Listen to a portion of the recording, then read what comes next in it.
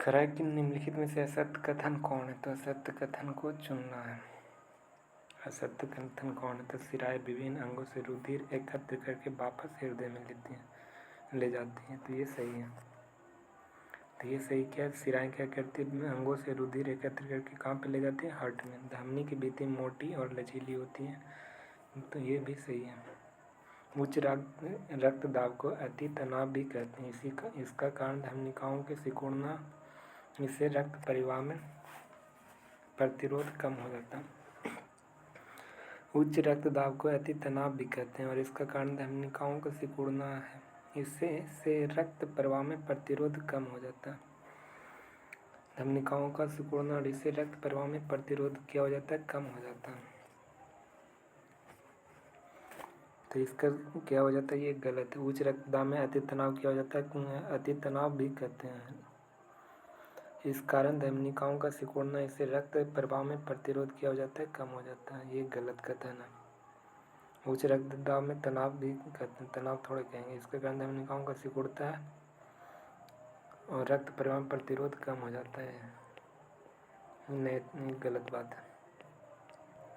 उच्च रक्तदाब में अति तनाव भी कहते हैं। इसका कारण धमनिकाओं का सिकुड़ना, इससे रक्त का प्रतिरोध बढ़ जाता है। सिकुड़ने से रक्त का प्रतिरोध क्या हो जाता है? बढ़ जाता है। निम्नलिखित में सत्य कथन को पहचान करना है। तो मछली के हृदय में केवल 2 कोष्ठ पाए जाते हैं। रुधिर वाहिकाओं के भित्ति विरुद्ध जो दाब लगाते हैं उसे रक्तदाब कहते हैं। रक्तदाब सिराओं की अपेक्षा धमनियों में बहुत अधिक होता है। रक्तदाब सिराओं की अपेक्षा धमनियों में क्या होता है? बहुत अधिक होता है। रक्तदाब सिराओं की अपेक्षा धमनियों में बहुत अधिक होता है। तो इनमें से सही हो जाएगा। निम्नलिखित में से सही कथन को चुनना है। पादप के वायवीय भागों द्वारा वाष्प के रूप में जल की हानि बाष्पोत्सर्जन कहलाती है। पादप के वायवीय भाग द्वारा वाष्प के रूप में जल की हानि क्या कहलाती है? बाष्पोत्सर्जन करते हैं। दिन में जब रंध्र खुले हैं तो बाष्पोत्सर्जन कर्षण जाइलम में जल की गति के लिए मुख्य प्रेरक बल के रूप में कार्य करता है। तो एक और दोनों क्या हो जाएंगे? सही हो जाएंगे। एक और दोनों सही। निम्नलिखित में से कौन सा पादपों में अवशिष्ट उत्सर्जन का उदाहरण है? तो अवशिष्ट उत्सर्जन का उदाहरण क्या है? तो गिरती हुई पत्तियां अवशिष्ट उत्सर्जन का क्या है? गिरती हुई पत्तियां अवशिष्ट उत्सर्जन है। अपशिष्ट पदार्थों के कोशिकीय रिक्तियों में संचित करना, ये भी सही है। अपशिष्ट पदार्थ को कहाँ करते हैं? तो कोशिका रिक्तियों में संचित करना। रेजिन एवं गोंद क्या है? तो ये अपशिष्ट है। तो उपयुक्त में से सभी हो जाए। उपयुक्त में से सभी। निम्नलिखित में से कथनों पर विचार की। कथन कह रहा है कि हृदय के दायां और बायां बंटवारा ऑक्सीजनित रहता है। हृदय के दायां और बायां बंटवारा ऑक्सीजनित होता है और जबकि डिऑक्सीजनित रुधिर को मिलने से रोकने में लाभदायक होता है। हृदय के दायां और बायां बंटवारा ऑक्सीजनित होता है। दायां और बायां। डिऑक्सीजनित रुधिर को मिलने के लिए रोकने के लिए क्या रहती है? तो लाभदायक होती है। कथन में कह रहा है। तो ये बात सही है। इसी तरह बंटवारा शरीर के उच्च दक्षतापूर्ण ऑक्सीजन को पूर्ति करता है। बंटवारा उच्च दक्षतापूर्ण की ऑक्सीजन को पूर्ति करता है। तो ये भी सही है। तो ये बंटवारा क्या करेगा? उच्च दक्षतापूर्ण ऑक्सीजन को पूर्ति करता है। कथनों पर विचार करें और कह रहा है कि कथन कह रहा है जलीय जीवों की श्वसन दर स्थलीय जीवों की अपेक्षा द्रुत होती है। स्थलीय जीवों की अपेक्षा क्या होता है? जलीय जीवों का श्वसन द्रुत होती है, यानी तेजी होती है। जल में विलेय ऑक्सीजन की मात्रा वायु में ऑक्सीजन की मात्रा की तुलना में बहुत कम होती है। जल में विलेय ऑक्सीजन की मात्रा वायु में ऑक्सीजन की मात्रा की तुलना में बहुत कम होते हैं। तो कथन और कारण दोनों सही के कारण कथन का स्पष्टीकरण करता है।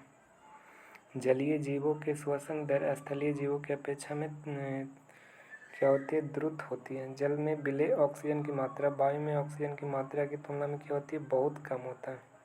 जल में विलेय ऑक्सीजन की मात्रा वायु में ऑक्सीजन की मात्रा की तुलना में क्या होती है?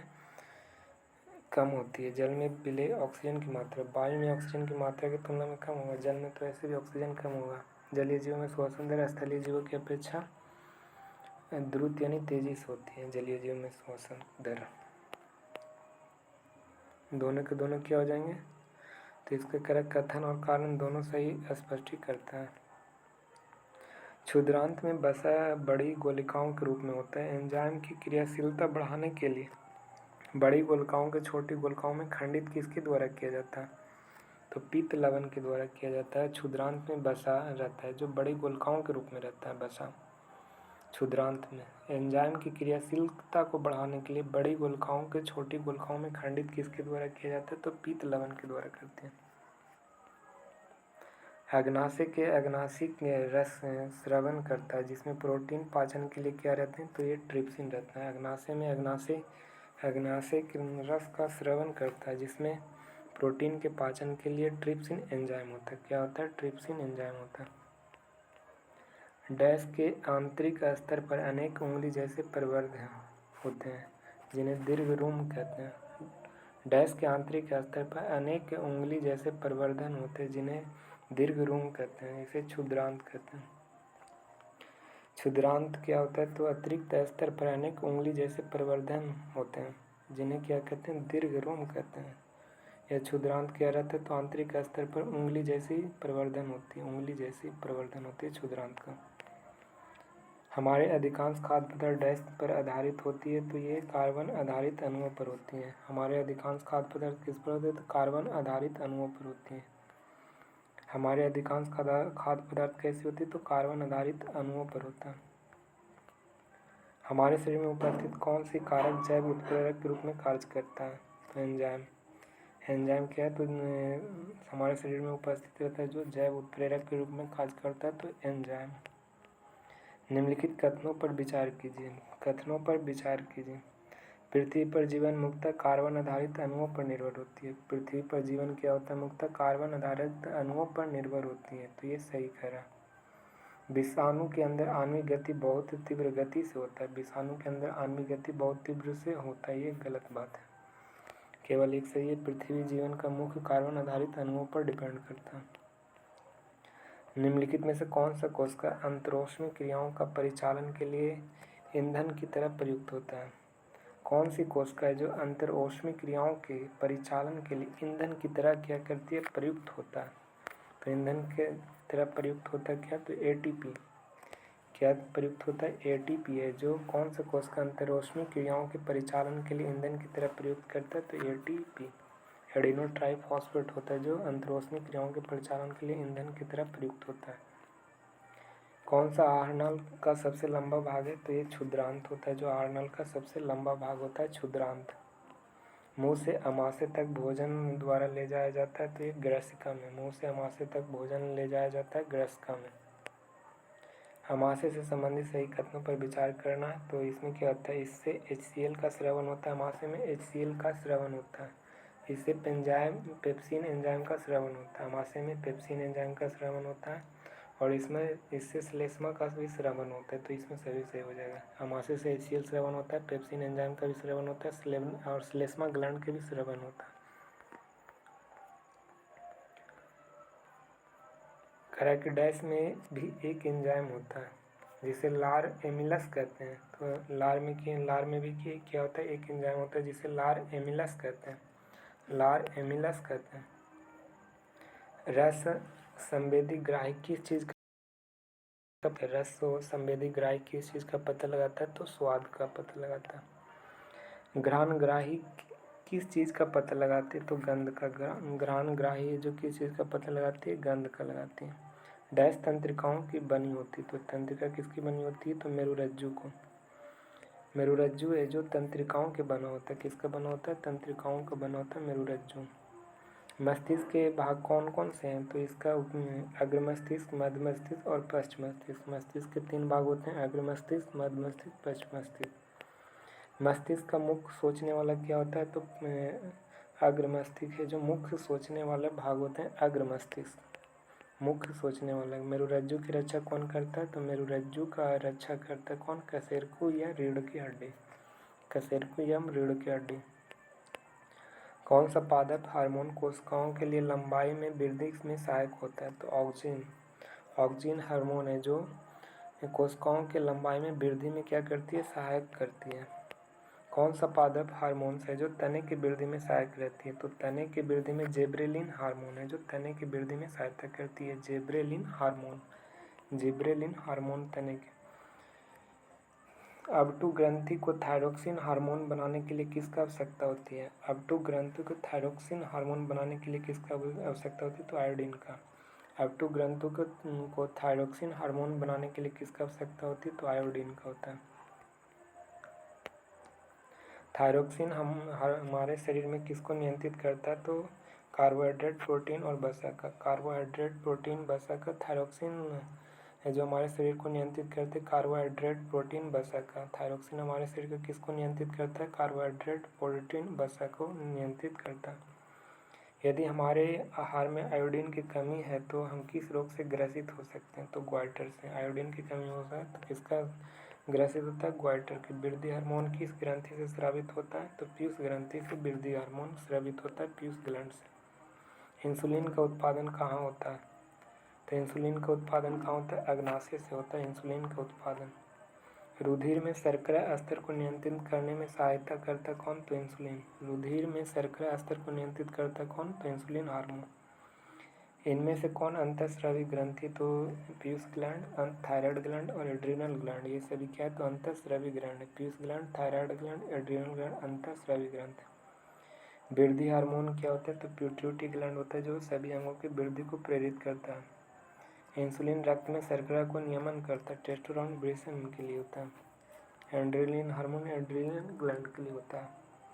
मोचक हार्मोन पिट्यूटरी ग्लैंड से हार्मोन स्राव को प्रेरित करता है। पिट्यूटरी ग्लैंड से हार्मोन को स्रावित करता है मोचक हार्मोन।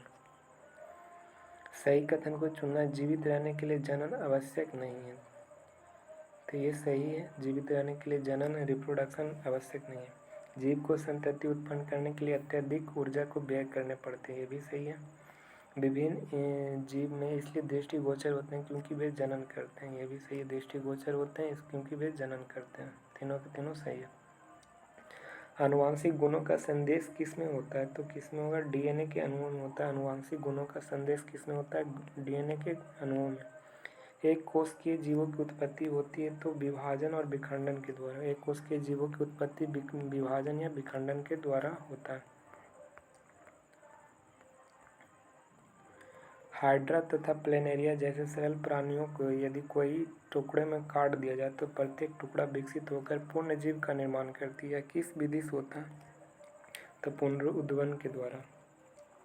हाइड्रा तथा प्लेनेरिया जैसे सरल प्राणियों के यदि कई टुकड़ों में काट दिया जाए तो प्रत्येक टुकड़ा विकसित होकर पुनर्जीव का निर्माण करते हैं। तो रीजनरेशन यानी पुनरुद्भवन के द्वारा। हाइड्रा प्लेनेरिया पुनरुद्भवन होता है। हाइड्रा में कोशिकाओं के नियमित विभाजन के कारण एक स्थान पर उभार विकसित हो जाता है। यह किस विधि से होती है? तो मुकुलन में।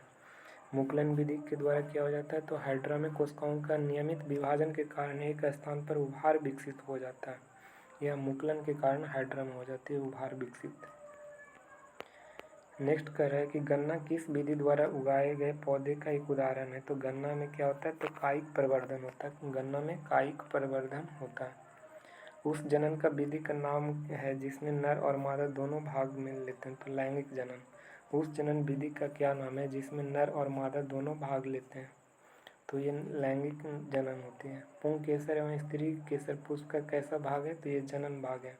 पुंकेसर एवं स्त्री केसर है जो पुंकेसर मेल के लिए वो गैमेट्स हैं और स्त्री केसर है जो फीमेल गैमेट्स हैं, जो जनन का भाग है।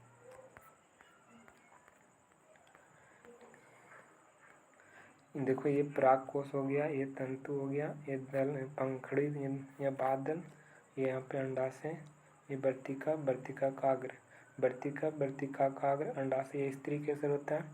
अब परागकोश, परागकोश, परागकण और पुंकेसर, ये सब पुरुष का भाग है।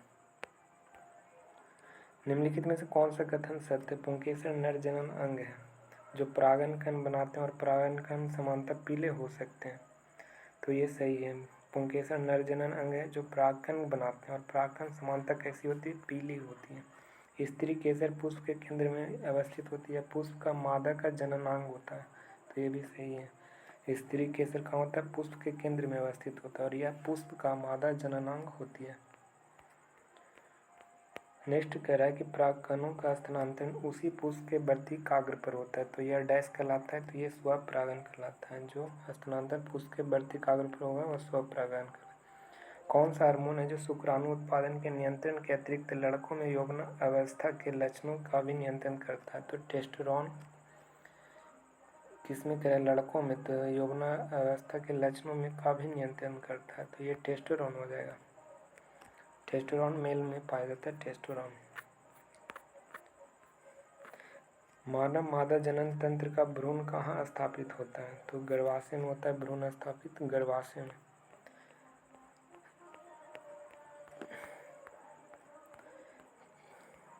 कह भ्रूण का पोषण कैसे मिलता है? तो प्लेसेंटा के द्वारा मिलता है। किसके द्वारा? प्लेसेंटा के द्वारा। अंडकोश का कितने दिन तक जीवित रहते हैं? अंडकोश का 1 दिन तक जीवित रहता है। अंडकोश का 1 दिन तक जीवित रहता है अंडकोश का। इनमें से कौन सा रोग लैंगिक संचरण भी हो सकता है? तो गुनेरिया सिफिलिस वायरस संक्रमण। गुनेरिया सिफिलिस वायरस संक्रमण क्या है? तो लैंगिक जनन है। लैंगिक वह परिक्रम जिसमें नए जीव उत्पन्न होते हैं वह क्या कहलाते हैं? जनन कहलाते हैं।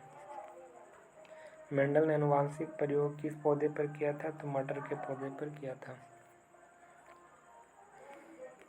आनुवांशिकता का सिद्धांत कौन दिए थे? तो कौन दिए थे आनुवांशिकता का सिद्धांत? तो मेंडल के द्वारा दिया गया था आनुवांशिकता का सिद्धांत। मेंडल का प्रयोग प्रथम संतति F1 पौधे होते थे। तो F1 पौधे क्या होते हैं? लंबे। मेंडल के प्रयोग में प्रथम संतति वाले F1 पौधे क्या होते थे? लंबे होते थे। F1 पौधे क्या होते थे? लंबे। F1 पौधे कैसे होते थे? तो लंबे होते थे। मेंडल का प्रयोग में टी इंगित करता है, तो टी प्रभावी लक्षण और प्रभावी लक्षण और लंबाई। मेंडल का प्रयोग में टी इंगित करता है क्या? प्रभावी लक्षण को और लंबाई को। प्रभावी लक्षण और लंबाई को प्रभावित करती है।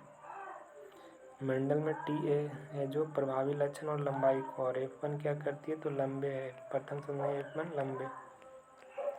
टी प्रभावित करती है प्रभावी लक्षण और उसकी लंबाई को। मेंडल में स्मॉल टी इंगित करता है तो अप्रभावी लक्षण को। कैपिटल टी करेगा प्रभावी लक्षण और लंबा को। स्मॉल टी इंगित करती है अप्रभावी लक्षण को। स्मॉल टी अप्रभावी लक्षण को। डीएनए का वह भाग जिसमें किसी प्रोटीन संश्लेषण की सूचना होती है उस प्रोटीन को क्या कहते हैं? जीन कहते हैं। प्रोटीन डीएनए का वह भाग जो प्रोटीन संश्लेषण के लिए सूचना होती है और उस प्रोटीन को क्या कहते हैं? जीन कहा जाता है। निम्न पुरुषों में पाए गए लिंग गुणसूत्र क्या होते हैं? तो XY होते हैं। लिंग निर्धारण के लिए उत्तरदायी होते हैं XY होते हैं लिंग निर्धारण के लिए। निम्न में से मनुष्य के 23वें जोड़े को क्या कहा जाता है? तो लिंग गुणसूत्र कहते हैं। 23वें जोड़े को लिंग गुणसूत्र कहा जाता है। प्रकाश किस रेखा में गमन करती है? तो सरल रेखा या सीधी रेखा में प्रकाश गमन करती है। सरल रेखा या सीधी रेखा में।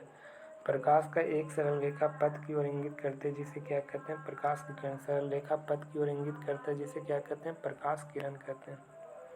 यदि प्रकाश के पथ में रखी अपारदर्शी वस्तु अत्यंत छोटी हो तो प्रकाश सरल रेखा में चलने की बजाय इसके किनारे पर मुड़ने की प्रवृत्ति दर्शाता है। इस प्रभाव को क्या कहते हैं? तो विवर्तन कहते हैं। यदि प्रकाश के पथ में अपारदर्शी वस्तु अत्यंत छोटी हो तो प्रकाश सरल रेखा में चलने की बजाय इसके किनारों पर मुड़ने की प्रवृत्ति दर्शाता है। इस प्रभाव के प्रकाश का विवर्तन कहलाता है। मुड़ने की प्रवृत्ति प्रकाश का विवर्तन। उच्च कोटि की पॉलिश किया हुआ पृष्ठ जैसे कि दर्पण अपने घर पर पड़ने वाले अधिकांश प्रकाश को क्या कहते हैं? तो परावर्तित करती हैं। अपने अधिकांश प्रकाश को क्या करती है? तो परावर्तित करती है। पॉलिश किए हुए पृष्ठ पर जैसे दर्पण है अपने पड़ने वाले प्रकाश को क्या करती है? तो परावर्तित करती है। प्रकाश के परावर्तन के कितने नियम हैं? तो इसका 2 नियम होते हैं। प्रकाश के परावर्तन के कितने नियम? 2 नियम। प्रकाश के परावर्तन का नियम है आपतन कोण बराबर परावर्तन कोण होते हैं। आपतित किरण दर्पण के आपतन बिंदु पर अभिलंब तथा परावर्तित किरण एक ही तल में होते हैं। आपतित एक ही क्वेश्चन में बार बार रिपीट कर लें। समतल दर्पण द्वारा बना प्रतिबिंब सदैव क्या होता है? तो आभासी और सीधा होगा, एक ही केस बार बार। समतल दर्पण द्वारा बना प्रतिबिंब कैसा होता है? तो प्रतिबिंब का साइज वस्तु के साइज के बराबर होता है। ठीक है, प्रतिबिंब की साइज वस्तु के साइज के बराबर होता है। प्रतिबिंब दर्पण के पीछे उतना ही दूरी पर बनता है जितना दूरी पर सामने बिंब रखा होता है। किस दर्पण? तो ये समतल दर्पण का होता है। जितना दूरी पर रखेगा उतना ही सामने प्रतिबिंब, उतना ही पीछे प्रतिबिंब बनेगा। ऐसे दर्पण जिसका परावर्तक पृष्ठ गोलीय है वह क्या कहलाएगा? तो गोलीय दर्पण कहलाएगा। गोलीय दर्पण जिसका परावर्तक पृष्ठ अंदर की ओर अर्थात गोले के केंद्र की ओर वक्रित होता है उसे अवतल लेंस कहते हैं। गोले के अंदर की ओर वक्रित होगा, उठा हुआ उत्तल, धंसा हुआ अवतल, अंदर की ओर वक्रित रहेगा तो अवतल लेंस हो जाएगा। वह गोलीय लेंस जिसका पृष्ठ बाहर की ओर वक्रित रहेगा उसे उत्तल लेंस कहेंगे, उत्तल दर्पण कहेंगे। गोलीय दर्पण के प्रवर्तक पृष्ठ के केंद्र के दर्पण का डैश कहते हैं तो उसे ध्रुव कहा जाता है। गोलीय दर्पण के प्रवर्तक पृष्ठ के केंद्र के दर्पण को क्या कहते हैं? गोलीय दर्पण के प्रवर्तक पृष्ठ के केंद्र के दर्पण को क्या कहते हैं? प्रवर्तक पृष्ठ के केंद्र के दर्पण को ध्रुव कहा जाता है। प्रवर्तक पृष्ठ के ध्रुव के केंद्र को क्या कहते हैं? ध्रुव कहा जाता है।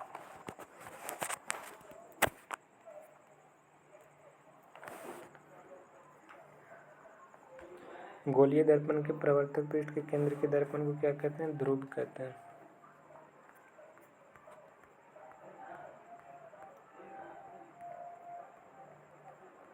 गोले के केंद्रीय गोलीय दर्पण के वक्रता केंद्र कहते हैं, जिसे तो इसे सी के द्वारा वक्रता केंद्र सी यानी कर्वेचर के द्वारा सी हो जाएगा। गोलीय दर्पण का प्रवर्तक पृष्ठ जिस गोले का भाग है उसकी त्रिज्या दर्पण की डैश कहलाती है तो वक्रता त्रिज्या कहलाती है।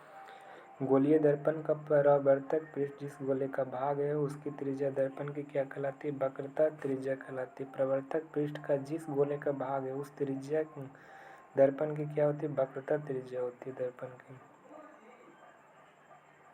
अवतल दर्पण की मुख्य अक्ष जिस बिंदु पर मिल रही है प्रतिच्छेदी है, यह बिंदु अवतल दर्पण कहलाता है, मुख्य फोकस कहलाएगा। अवतल दर्पण के मुख्य अक्ष के जिस बिंदु पर मिल रही है प्रतिच्छेदी यह बिंदु अवतल दर्पण कहलाता है, मुख्य फोकस कहलाएगा। जिस दर्पण का प्रवर्तित किरणें मुख्य अक्ष पर एक बिंदु से आती हुई प्रतीत होती है यह बिंदु दर्पण के मुख्य फोकस कहलाता है तो उत्तल दर्पण। उत्तल दर्पण में क्या होगा? तो जिस दर्पण पर प्रवर्तित किरणें मुख्य अक्ष के एक बिंदु से आती हुई प्रतीत होती है, एक बिंदु से आती हुई प्रतीत होती है, यह बिंदु किस दर्पण के मुख्य फोकस कहलाता है? तो उत्तल दर्पण कहलाएगा। गोलीय दर्पण के ध्रुव तथा मुख्य फोकस के बीच की दूरी फोकस दूरी कहलाती है, जिसका किस अक्षर पर निरूपित किया जाता है? तो स्मॉल f के द्वारा। गोलीय दर्पण के ध्रुव तथा मुख्य फोकस के बीच की दूरी फोकस दूरी कहलाती है। ध्रुव तथा मुख्य फोकस के बीच दूरी क्या कहलाती है? फोकस दूरी, जिसे किस अक्षर के द्वारा निरूपित करता है? तो स्मॉल f के द्वारा निरूपित करता है, स्मॉल f।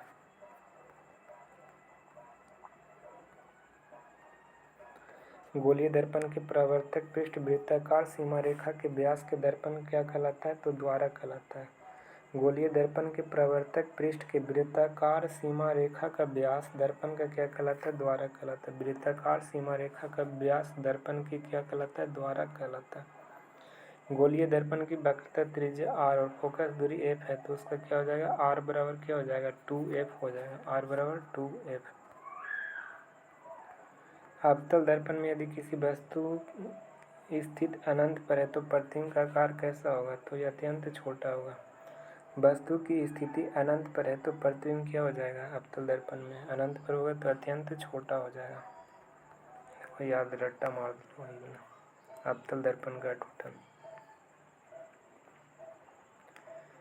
अनंत पर होगा तो प्रतिबिंब कहाँ पर बनेगा? जैसे देखो ये अवतल दर्पण है, बाहर की ओर ये हो गया, ये क्या हो गया? इन्फिनाइट हो गया। यहाँ पे सी होगा, यहाँ पे f होगा, यहाँ पे पोल हो गया। ये 1 हो गया, 2 हो गया, 3 हो गया, ये क्या हो गया? 4 हो गया, ये 5, ये 6 का प्रतिबिंब। अब देखो वस्तु अनंत पर होगा तो कहाँ बनेगा प्रतिबिंब? फोकस पर बनेगा। इन्फिनाइट पर रहेगा तो वस्तु अनंत पर रहेगा तो ये फोकस पर बनेगा। यहाँ पे हो गया एक, ये अनंत हो गया। और जब कह रहा है कि सी पर रहेगा तो कहाँ पे बनेगा, सी पर बनेगा। यहाँ पे रहेगा तो सी पर बनेगा, लेकिन समान साइज, यहाँ से छोटा, ये समान साइज के बनेगा। वस्तु सी और एफ के बीच में रहेगा तो सी से पहले बनेगा। सी वस्तु कह रहा है कि सी से पहले बनेगा, सी और एफ के बीच में। तो यहाँ पे 1 हो गया, 2 हो गया, एक सी और एफ के बीच में रहेगा तो कहाँ बनेगा, तो सी के पहले यहाँ पे बनेगा। तो 1 2 कैसा विवर्धित, बड़ा, वास्तविक तथा उल्टा बनेगा, ठीक है ना। यह एफ पर रहेगा तो अनंत पर, एफ पर रहेगा तो अनंत पर बनेगा, सी पर रहेगा तो सी पर बनेगा, सी पर है तो एफ और सी के बीच में बचा है, पी और एफ के तो दर्पण के पीछे बनेगा, आभासी और सीधा बनेगा, ठीक है, याद रखना ये। वास्तविक छोटा, अवतल दर्पण का किसी वस्तु पी और एफ के बीच में रहेगा तो उसका दर्पण के पीछे बनेगा, ठीक है, पी और एफ के बीच में रहेगा तब।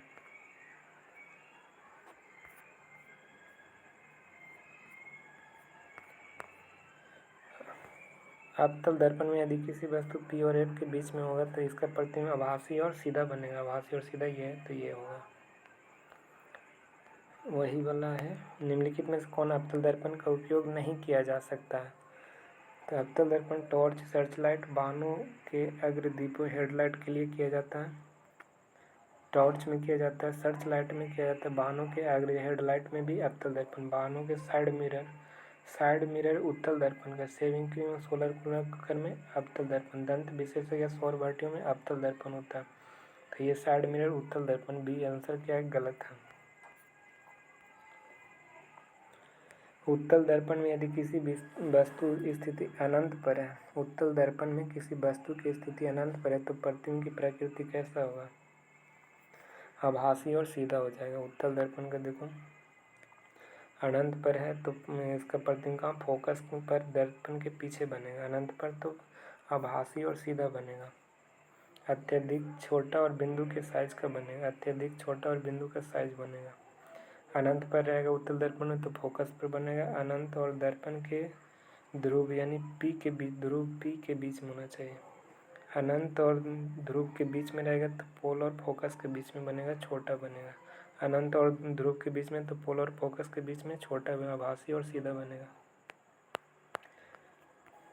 उत्तल दर्पण में यदि किसी वस्तु स्थिति अनंत और दर्पण के ध्रुव के बीच में तो प्रतिबिंब का आकार कैसे बनेगा, तो छोटा बनेगा।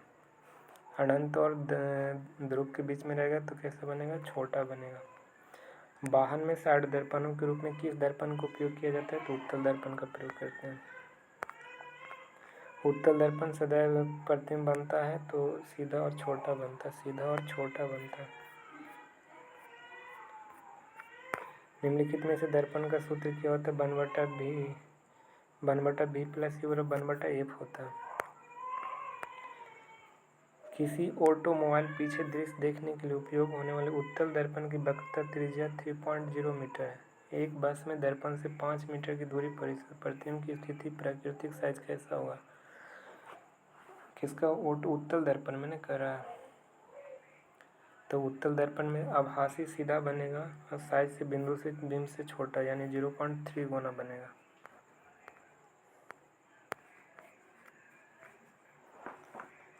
निम्नलिखित में से किसके कारण भरे टैंक अथवा बाल्टी तालाब, पोखर या तली में उठी हुई प्रतीत होती है, तो प्रकाश के अपवर्तन के कारण। निम्नलिखित में से किसके कारण बाल्टी छाड़ी डालने पर टेढ़ा, अपवर्तन के कारण हो जाएगा, टेढ़ा दिखता है अपवर्तन के कारण। निम्नलिखित में से किसके कारण कांच के स्लैब के ऊपर मच्छर उठा हुआ प्रतीत होता है, तो ये अपवर्तन के कारण होता है, अपवर्तन। प्रकाश के अपवर्तन के कितने नियम, 2 नियम होते हैं। आपतित किरण, अपवर्तित किरण तथा दोनों माध्यम को पृथक करने वाले आपतन बिंदु पर लग सभी एक ही तल में होते हैं। किसी निश्चित रंग एवं निश्चित माध्यम के युग आपतन कोण की जगह अपवर्तन कोण की जगह का अनुपात स्थिर रहता है। आपतन कोण की जगह और अपवर्तन कोण की जगह क्या रहता है, अनुपात स्थिर रहता है। आपतित किरण, अपवर्तित किरण और दोनों माध्यम पृथक करने वाले आपतन बिंदु तीनों एक ही तल में होते हैं। और प्रकाश किसी निश्चित रंग और माध्यमों के योग के आपतन कोण की जगह और अपवर्तन कोण की जगह का अनुपात स्थिर होता है, इसे स्नेल का नियम भी कहा जाता है। तो इनमें से दोनों सही हो जाएगा, ये भी सही, ए भी सही और बी भी सही हो जाएगा। निर्वात में प्रकाश की अधिकतम चाल कितना होता है? 3×10⁸ मीटर पर सेकंड होता है निर्वात में। निम्नलिखित में से किस प्रकार की चाल न्यूनतम होता है? तो कांच की चाल क्या होती है? तो न्यूनतम होता है कांच की चाल। विरल माध्यम में प्रकाश की चाल सघन माध्यम की अपेक्षा क्या होती है? तो अधिक होती है। सघन में घना रहेगा तो इसलिए स्पीड कम जाएगा। ये विरल में क्या हो जाएगा? सघन के माध्यम की अपेक्षा अधिक चाल होगी। सघन में गाढ़ा रहेगा तो इसलिए उसका स्पीड कम जाता है।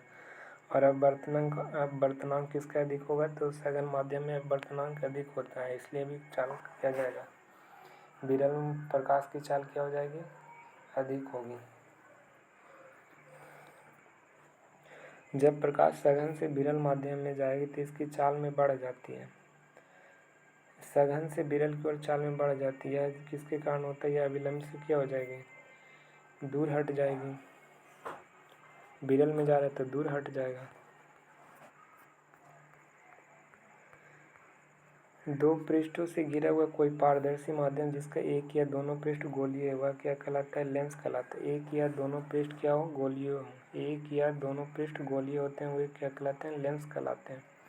किसी लेंस में बाहर की ओर उभरे हुए दो गोलीय पृष्ठ होते हैं, एक ऐसे लेंस को क्या कहते हैं? तो द्विउत्तल लेंस या उत्तल लेंस कहते हैं। दो बाहर की ओर उभरे दो गोलीय पृष्ठ को क्या कहते हैं? द्विउत्तल लेंस या उत्तल लेंस कहते हैं। किस लेंस को अभिसारी लेंस कहते हैं? तो उत्तल लेंस को अभिसारी लेंस कहते हैं। उत्तल लेंस क्या करती है? तो सिकुड़ाती है। उत्तल लेंस को अभिसारी लेंस कहते हैं। किस लेंस के बीच अपेक्षा किनारे से मोटा होता है? तो अवतल लेंस का। बीच में क्या होता है? मोटा होता है अवतल लेंस का। और बीच में पतला किसका हुआ? उत्तल लेंस का। गोला के केंद्र लेंस के वक्रता केंद्र कहलाते हैं, जिसे प्रायः किस अक्षर से निरूपित किया जाता है? वक्रता केंद्र कर्वेचर ऑफ सेंटर सी से निरूपित किया जाता है। किसी लेंस में के दोनों वक्रता केंद्र से गुजरने वाली एक काल्पनिक सीधा रेखा लेंस की डैश कहलाती है, तो यह मुख्य अक्ष कहलाती है। काल्पनिक रेखा। किसी लेंस के दोनों वक्रता केंद्रों से गुजरने वाली एक काल्पनिक सीधी रेखा लेंस का क्या कहलाएगा? मुख्य अक्ष कहलाएगा। वक्रता केंद्र से गुजरने वाले काल्पनिक सीधी रेखा क्या कहलाएगी? लेंस का मुख्य अक्ष कहलाएगी।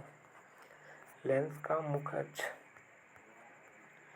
जब किसी किरणें लेंस से अपवर्तन के पश्चात मुख्य अक्ष पर एक बिंदु पर अभिसरित होती है तो मुख्य अक्ष पर यह बिंदु लेंस कौन सा लेंस होगा? तो ये मुख्य फोकस से होगा।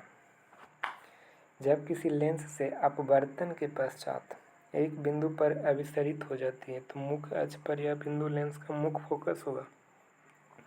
मुख्य अक्ष पर यह बिंदु क्या होगा? अभिसरित हो रहा है तो ये मुख्य अक्ष पर यह बिंदु लेंस का क्या हो जाएगा? मुख्य फोकस हो जाएगा।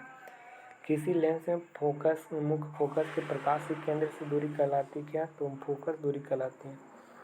किसी लेंस में फोकस की प्रकाश के केंद्र की दूरी क्या कहलाती है? फोकस दूरी कहलाती है। यदि उत्तल लेंस में किसी वस्तु का प्रतिबिंब अत्यंत छोटे या बिंदु के आकार का हो तो उसका वस्तु का बिंब क्या हो जाएगा? तो अनंत पर होगा। प्रतिबिंब अत्यंत छोटा या बिंदु के आकार का होता है उसका अनंत इन्फिनाइट पर बनेगा उत्तल लेंस में। देखो इम्पोर्टेंट है ये उत्तल लेंस अनंत पर है। वस्तु कहाँ पे? अनंत पर, तो फोकस F2 पर बनेगा। अत्यधिक छोटा बिंदु के आकार। वास्तविक और उल्टा होता है। वास्तविक और उल्टा। उत्तल लेंस का ये है अनंत पर तो फोकस F2 पर बनेगा, अत्यधिक छोटा बिंदु के आकार का। वास्तविक और उल्टा। 2F1 से परे रहेगा तो F1 और F2 और 2F2 के बीच में बनेगा छोटा। वास्तविक तथा उल्टा बनेगा 2F1 पर रहेगा तो 2F2 पर बनेगा। समान से वास्तविक और उल्टा। F1 पर तथा 2F1 के बीच में फोकस रहेगा तो 2F और इसका होगा वास्तविक और उल्टा बनता है। उत्तल लेंस में वास्तविक, उल्टा और छोटा हो जाएगा। उत्तल लेंस में किसी वस्तु की दूरी F1 तथा प्रकाशित केंद्र O के बीच में तो प्रतिबिंब की प्रकृति कैसा होगा? तो आभासी F1 और O के बीच में रहेगा तो आभासी और सीधा बनेगा, ठीक है ना। ऐसे वास्तविक और उल्टा बनता है उत्तल लेंस में, लेकिन F1 और O के बीच में रहेगा तो प्रतिबिंब की प्रकृति आभासी और सीधा हो जाएगा। यदि उत्तल लेंस का किसी प्रतिबिंब का आकार समान है तो प्रतिबिंब की स्थिति कहाँ पे? तो 2F2 पर होगा। उत्तल लेंस में प्रतिबिंब का आकार समान रहेगा तो प्रतिबिंब कहाँ पर बनेगा? यदि किसी उत्तल लेंस में प्रतिबिंब का आकार समान होगा तो प्रतिबिंब की स्थिति कैसा होगा, 2f2 पर होगा, 2f2 पर। प्रतिबिंब समान तो 2f2 पर। यदि किसी अवतल लेंस में किसी वस्तु को अनंत पर रखा जाता है तो प्रतिबिंब की प्रकृति कैसा होगा, तो अनंत पर रखेगा तो वास्तविक और आभासी और सीधा हो जाएगा। प्रतिबिंब पर रखेगा तो आभासी और सीधा। अवतल लेंस का सदैव क्या बनता है, तो अवतल लेंस का सदैव बनता है आभासी सीधा छोटा अत्यंत। आभासी सीधा छोटा अत्यंत बनेगा। उत्तल लेंस में किसी वस्तु अनंत पर रखेगा तो आभासी सीधा बनेगा। निम्नलिखित में से कौन सा कथन सही नहीं है, तो सही नहीं है उसको देखना है।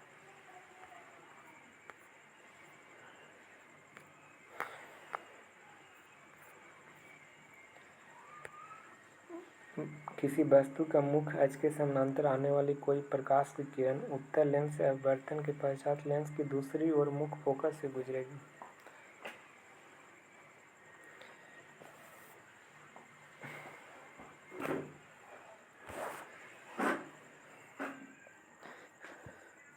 किसी वस्तु से मुख अक्ष के समानांतर आने वाली कोई प्रकाश की किरण उत्तल लेंस से अपवर्तन के पश्चात लेंस की दूसरी ओर मुख फोकस से गुजरेगी। लेंस के दूसरी ओर मुख फोकस से गुजरेगी। उत्तल लेंस से अपवर्तन के पश्चात लेंस के दूसरी ओर से मुख फोकस गुजरेगी, तो ये सही है। मुख अक्ष के समानांतर कोई बिंब आती है तो कोई प्रकाश आ रही है तो उत्तल लेंस के अपवर्तन के पश्चात क्या होगा, लेंस के दूसरी ओर मुख फोकस से गुजरेगी। दूसरी ओर लेंस के मुख फोकस से मुख फोकस से गुजरने वाले प्रकाश उत्तल लेंस से अपवर्तन के पश्चात मुख अक्ष के समानांतर निर्गत होती है। मुख फोकस से गुजरने वाली प्रकाश है जो उत्तल लेंस से अपवर्तन के पश्चात कहाँ से, मुख अक्ष के समानांतर पर होती है। अवतल लेंस के मुख फोकस पर मिलती प्रतीत होने वाली प्रकाश किरणें अपवर्तन के पश्चात मुख अक्ष के समानांतर निर्गत होती है। अवतल लेंस के मुख फोकस पर मिलती प्रतीत होने वाली प्रकाश किरणें अपवर्तन के पश्चात मुख अक्ष के समानांतर निर्गत होंगी। निम्न में से कौन सा लेंस का सूत्र होता है, तो 1/b माइनस 1/u बराबर 1/f होगा। लेंस के आवर्धन सूत्र क्या होता है, तो लेंस का आवर्धन सूत्र होगा प्रतिबिंब की ऊंचाई बटे बिंब की ऊंचाई h' बटे h हो जाएगा। प्रतिबिंब की ऊंचाई बटे बिंब की ऊंचाई।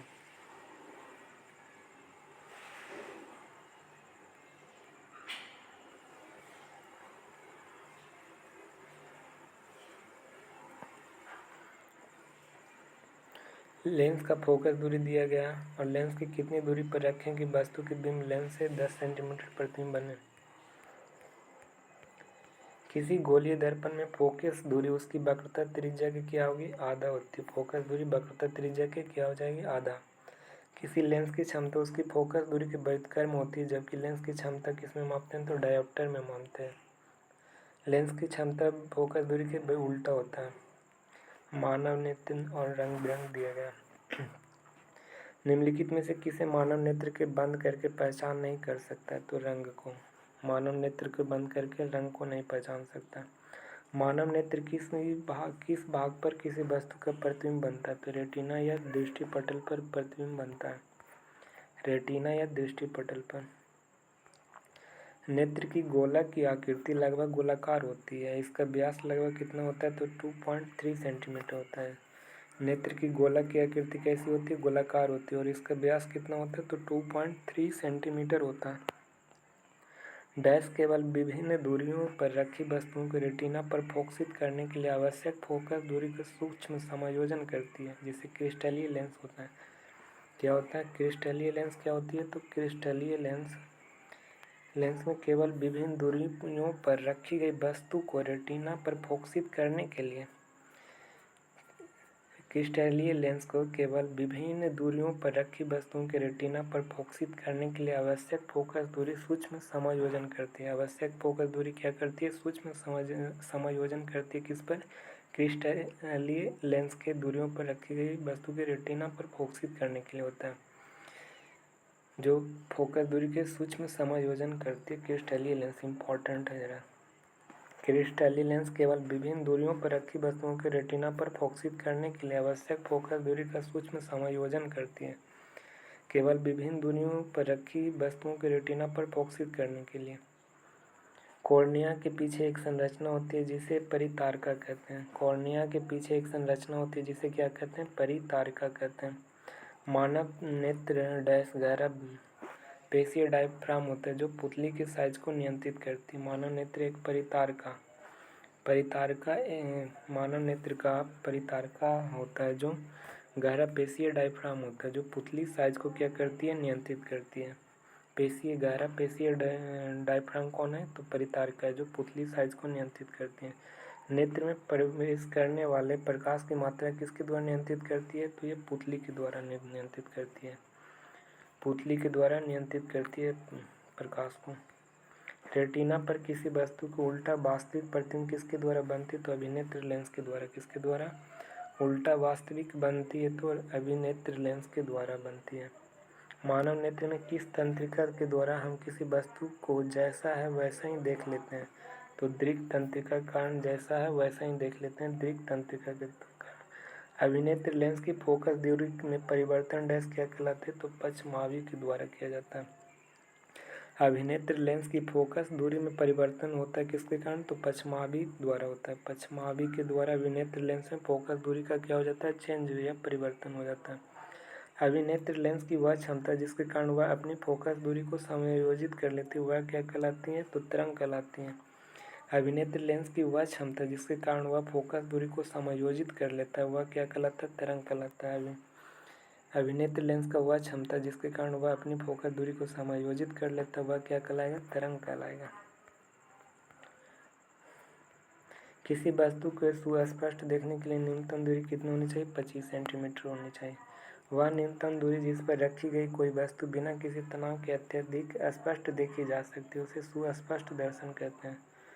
तो इसका अल्पतम दूरी और निकटतम बिंदु जो स्पष्ट अत्यधिक स्पष्ट देखी जा सकती है न्यूनतम दूरी उसे अल्पतम दूरी कहा जाता है या निकट बिंदु कहा जाता है। एक समान मानव के नेत्र की दूरी तक रखी गई वस्तुओं को सुस्पष्ट दिखता है तो 25 सेंटीमीटर से अनंत दूरी तक 25 सेंटीमीटर से अनंत दूरी तक मानव है जो वस्तुओं को सुस्पष्ट देख सकता है।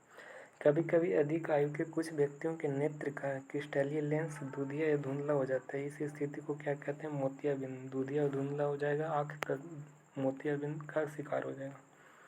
मोतियाबिंद में किसके पश्चात दृष्टि का वापस लौटना संभव होता है? तो शल्य चिकित्सा के कारण। मोतियाबिंद में किसके पश्चात दृष्टि का वापस लौटना संभव होता है? तो शल्य चिकित्सा के कारण।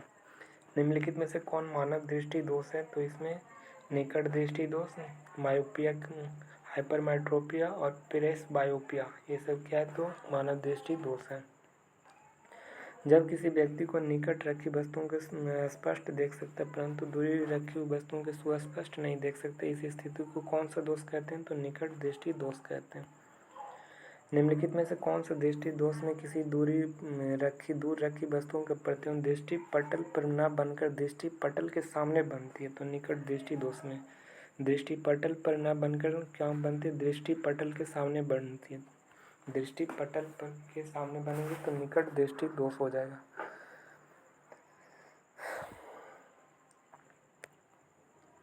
दृष्टि पटल दोष उत्पन्न करने अभिनेत्र लेंस की वक्रता त्रिज्या अधिक होना, नेत्र गोला का लंबा होना ये दोष मुक्त उपयुक्त क्षमता।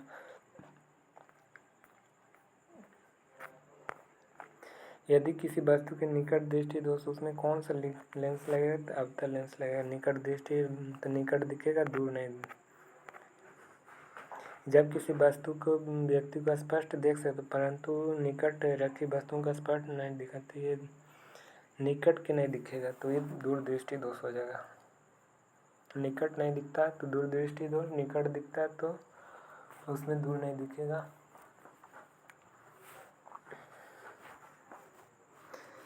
निम्नलिखित में से किस दोष में पास रखी वस्तुओं आने वाले प्रकाश की दृष्टि रेटिना के पीछे फोकसित करती है? तो ये दूर दृष्टि में। और दृष्टि पटल के सामने प्रतिबिंब बनता है तो ये निकट दृष्टि है। और रेटिना के दृष्टि पटल के पीछे फोकसित करता है तो दूर दृष्टि दोष होता है। दृष्टि पटल यानी रेटिना के पीछे प्रतिबिंब बनेगा तब दूर दृष्टि दोष हो जाएगा। यदि किसी वस्तु के दूर या दीर्घ दृष्टि दोष है तो उनमें से कौन सा लेंस का प्रयोग करना चाहिए? तो उत्तल लेंस का प्रयोग करना चाहिए। दोष उत्पन्न करने के कारण क्या है? अभिनेत्र लेंस की फोकस दूरी अत्यधिक हो जाना अथवा नेत्र गोलक का छोटा हो जाना अभिनेत्र लेंस का एक दोष है। अभिसारी लेंस को उत्तल लेंस और करके संशोधित किया जा सकता है। जब पश्चिमाभि पेशियों के धीरे धीरे दुर्बल होने तथा क्रिस्टलीय लेंस के लचीलेपन में कमी आने के कारण क्या होता है? तो पेशियाँ क्या हो जाती है? धीरे धीरे कमज़ोर हो जाती है और क्रिस्टलीय लेंस के लचीलेपन में कमी आने के कारण क्या हो जाती है? तो जरा दृष्टि दोष हो जाती है, जरा दूरदृष्टि दोष हो जाती है, पेशियाँ लचीलापन हो जाती है। जरा दृष्टि दोष में कौन सा? तो बाइफोकल लेंस या द्विफोकस लेंस का प्रयोग किया जाता है। कह समान प्रकार में द्विफोक्सी लेंस में होता है क्या? तो इसमें अवतल लेंस और उत्तल लेंस होते हैं। एक प्रिज्म डैश त्रिभुजाकार आधार तथा डैश आयताकार पृष्ठ होते हैं। तो एक प्रिज्म में दो त्रिभुजाकार होते हैं। कितने? दो त्रिभुजाकार और आयताकार कितने? तीन आयताकार पार्श्व पृष्ठ होते हैं। दो त्रिभुजाकार होते हैं एक प्रिज्म में और तीन आयताकार पृष्ठ होते हैं। दो और तीन होते हैं प्रिज्म में। कह रहा है कि कथनों पर विचार करना और व्यक्ति के द्वारा नेत्रदान करने के लिए संदर्भ सही नहीं है। नेत्रदान करने व्यक्ति किसी भी आयु वर्ग का लिंग का हो सकता है, ये सही बात है। मोतियाबिंद के ऑपरेशन करा चुके नेत्रदान कर सकते हैं, नहीं, गलत है। तो ये कथन चुनना है। मधुमेह अथवा उच्च रक्तचाप पीड़ित व्यक्ति के दमे के रोग इन्हें संक्रमण ये नेत्रदान कर सकते हैं, ये भी गलत है। मृत्यु के पश्चात 4 से 6 घंटे के भीतर में नेत्र निकाले जाना चाहिए, ये भी सही। तो 2 और 3 कहाँ गया ऑप्शन? 2 और 3 कहाँ गया? इसमें 3 है, ये नहीं है, तो ऑप्शन डी मोतियाबिंद वाला करा सकता है नेत्रदान, ठीक है ना। और ये मधुमेह वाला नहीं कर सकता, तो केवल 3 हो जाएगा, ये भी सही है। नेत्रदान आयु वर्ग किसी भी लिंग या आयु वर्ग के दे सकता है दान। मोतियाबिंद ऑपरेशन करा चुके व्यक्ति को नेत्रदान कर सकता है, ये भी सही है। लेकिन मधुमेह या ब्लड प्रेशर पीड़ित व्यक्ति या दमे रोगी वाला व्यक्ति नेत्रदान नहीं कर सकता।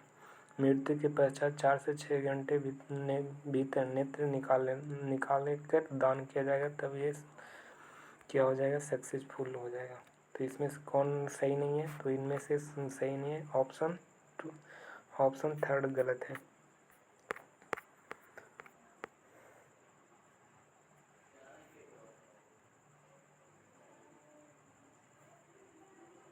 ऐसे व्यक्ति जो एड्स, हेपेटाइटिस बी सी से, फिर जलबिती, ल्यूकेमिया, धनुस्तंभ, हैजा, तनिक शोध या मस्तिष्क शोध संक्रमित है, तो जिनकी इसके कारण मृत्यु हुई हो तो नेत्रदान नहीं कर सकते।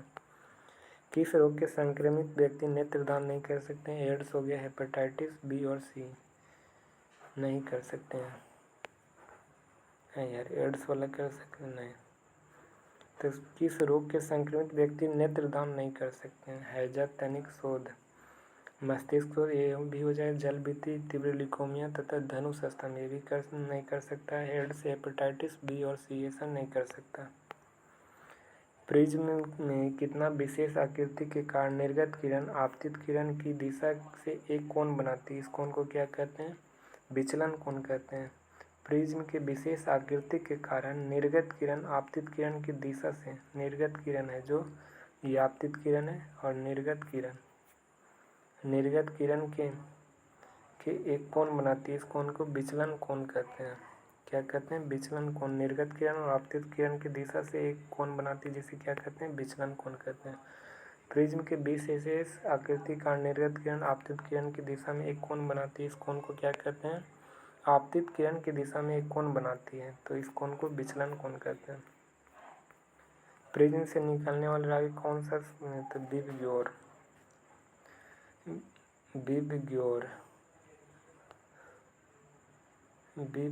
करने गया, विबग्योर।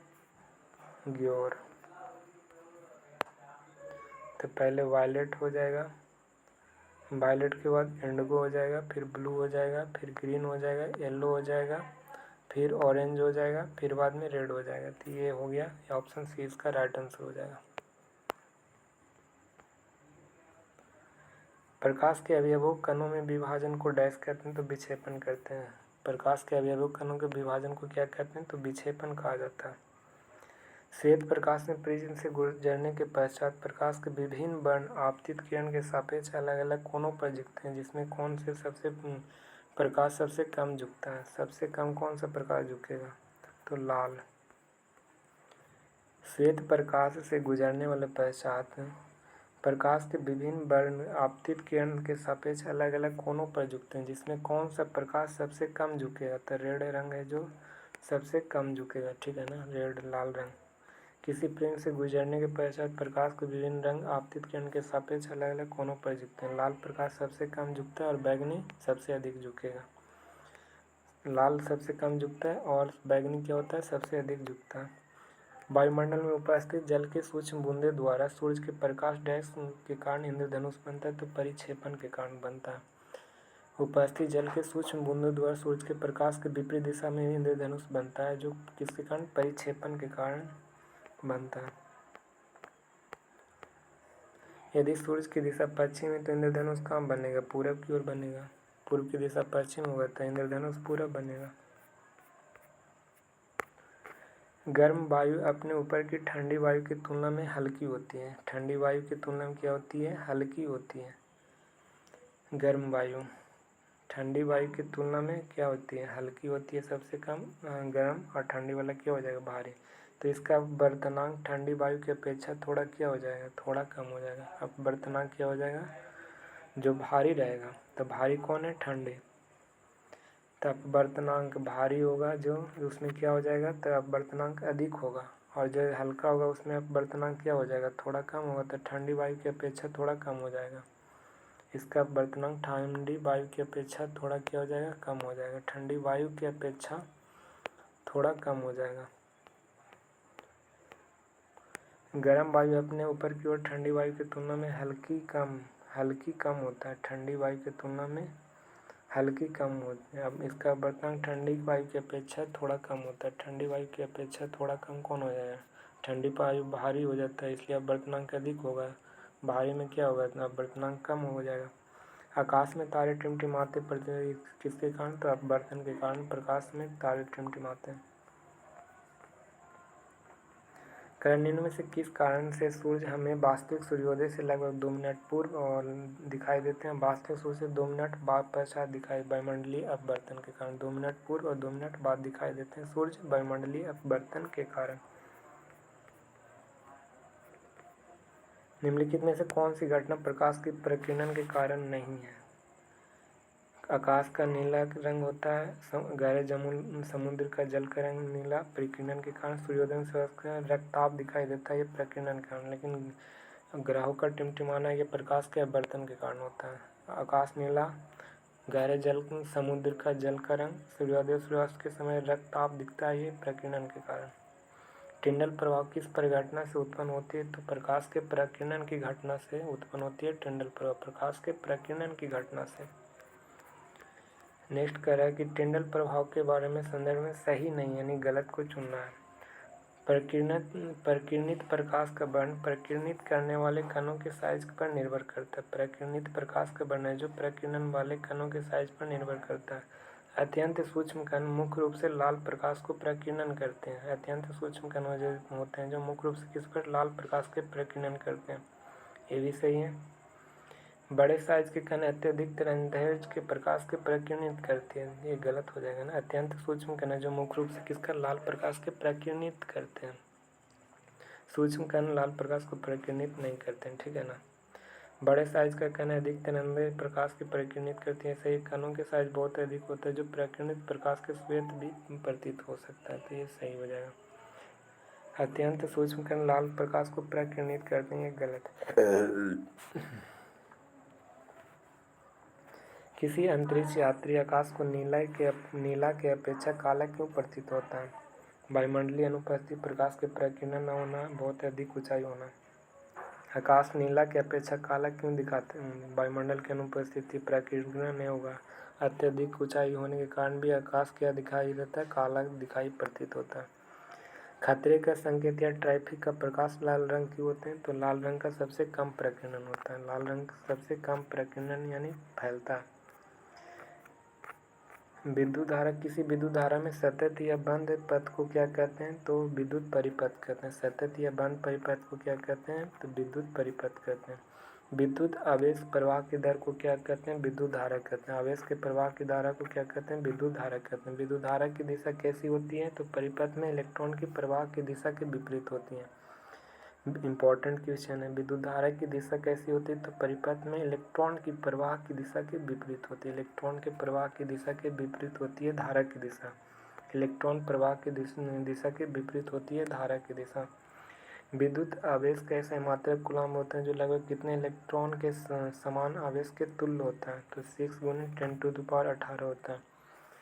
आवेश की मात्रा कूलम्ब होता है जो लगभग कितने इलेक्ट्रॉन के समान आवेश के तुल्य होता है? तो 6 × 10⁻18 6 × 10⁻18। विद्युत धारा एक मात्रक है जिसे एम्पीयर कहते हैं। इस मात्रक का नाम किस फ्रांसीसी वैज्ञानिक के नाम पर रखा गया? तो आंद्रे मेरी एम्पियर के नाम पर रखा गया। एम्पियर, आंद्रे मेरी एम्पियर। परिपथों में विद्युत धारा मापने के लिए जिस यंत्र का उपयोग करते हैं उसे क्या कहते हैं? एमीटर कहते हैं। कर असत्य कथन को एक इलेक्ट्रॉन बराबर 1.6 × 10⁻19 कूलम होते हैं, सही है। अल्प परिमाण की विद्युत धारा मिले एम्पियर या माइक्रो एम्पियर में व्यक्त किया जाता है। अल्प परिमाण का विद्युत धारा जो मिले एम्पियर या माइक्रो एम्पियर में व्यक्त करता है, ये सही है। विद्युत धारा की मात्रा को एम्पियर कहा जाता है। एमीटर सदैव समानांतर क्रम में होता है। एमीटर हमेशा कैसे क्रम में? श्रेणी क्रम में होता है एमीटर। एमीटर श्रेणी क्रम में होता है।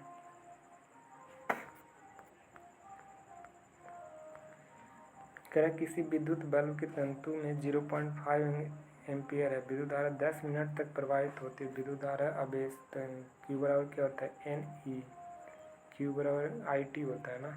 तो 0.5 है और 10 मिनट 10 × 60 सेकेंड में चेंज कर देंगे तो कितना 100 कितना आ जाएगा? 600। तो 600 10 100 कितना आ जाएगा? 0.5 है ना। तो 10 × 6 6 × 300 तो ये 300 आ जाएगा। Q बराबर IT होता है।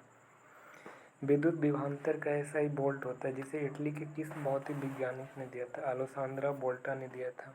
विद्युत का ऐसा यूनिट कौन दिया था? ऐसा ही मात्रक वोल्ट है जिसे इटली के किस भौतिक विज्ञान ने दिया था? तो वोल्टा के द्वारा। अलोसांद्रो वोल्टा इटली के वैज्ञानिक थे। 1 वोल्ट बराबर क्या होता है? तो 1 जूल प्रति कूलम्ब होगा। 1 जूल प्रति कूलम्ब।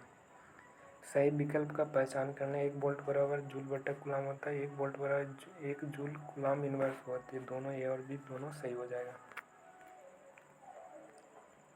विभवांतर की माप की एक यंत्र द्वारा की जा सकती है जिस यंत्र को क्या कहते हैं? विभवांतर को वोल्ट मीटर में मापते हैं। कर सही विकल्प को चुने तो सही विकल्प को चुनना है। चुनो। किसी चालक तार में आवेशों के प्रवाह के लिए गुरुत्व बल की भूमिका होती है। आवेशों के प्रवाह के लिए गुरुत्व बल की भूमिका होती है। किसी चालक तार में आवेशों के प्रवाह के लिए गुरुत्व बल की भूमिका होती है। तो सही है, गुरुत्व बल की भूमिका होती है। गलत है, गुरुत्व बल का भूमिका नहीं होता। विभवांतर के बिना इलेक्ट्रॉन चालक अनुदिश गति करते हैं। ये विभवांतर के बिना गलत है।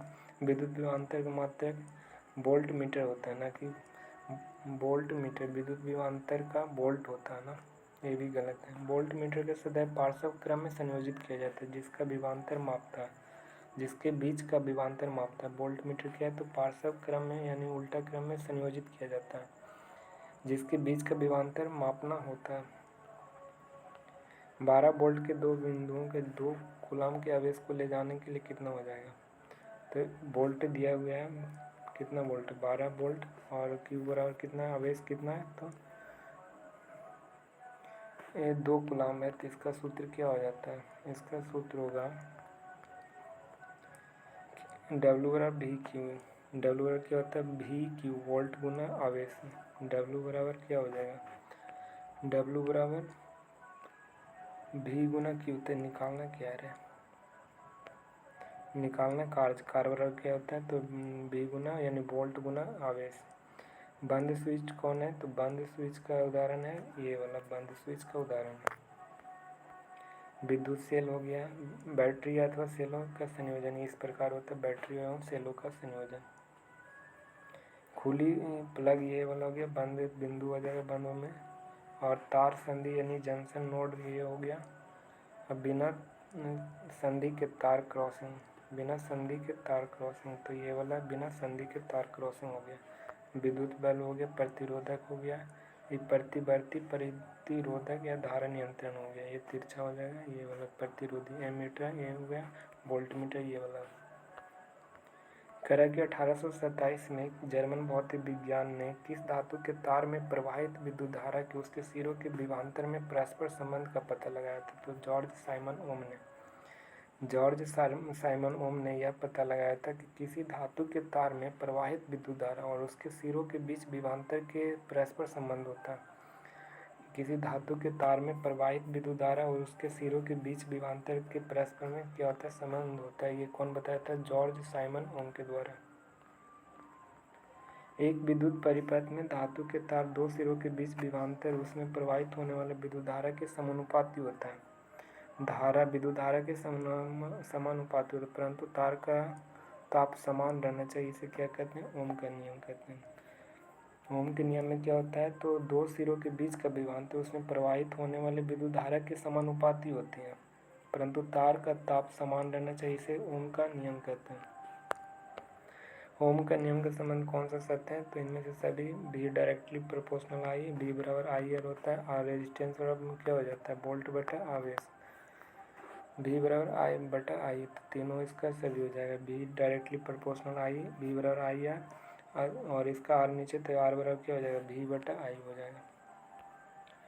V बटा I। प्रतिरोध कैसा है? मात्रक ओम होता है। ग्रीक भाषा में शब्द को निरूपित किया गया, ये ग्रीक भाषा है ओम।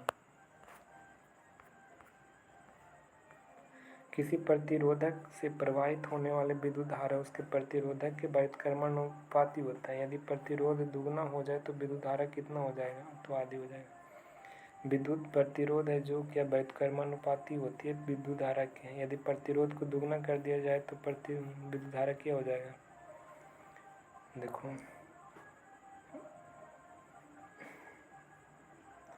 V डायरेक्टली प्रोपोर्शनल I आवेश हो गया, इसका क्या हो गया? ये I दुगना हो गया तो ये क्या हो जाएगा? आधा हो जाएगा। स्रोत की वोल्टता में बिना कोई परिवर्तन किए परिपथ की विद्युत धारा को नियंत्रित करने के लिए उपयोग किए जाने वाले अवयव को क्या कहते हैं?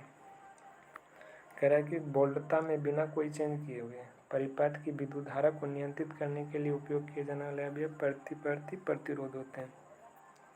वोल्ट को कोई चेंज करने हुए वोल्ट विद्युत धारा को नियंत्रित करना क्या कहलाता है? तो परिवर्ती प्रतिरोध कहलाता है। जब तार की लंबाई दुगनी कर दिया जाता है तो मीटर के पाठ्यांक पर प्रभाव पड़ता क्या? तो आधा हो जाएगा।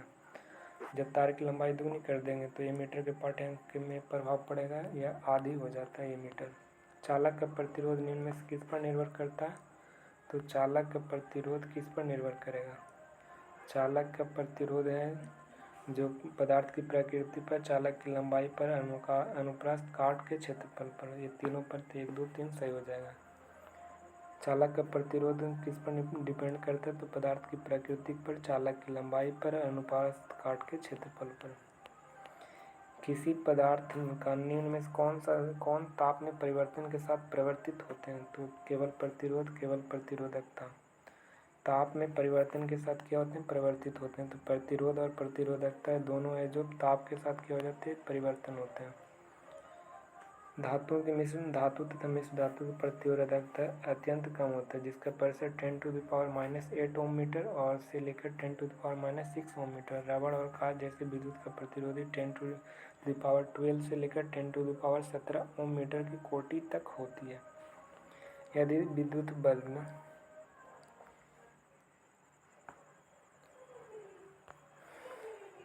ये सब न्यूमेरिकल है।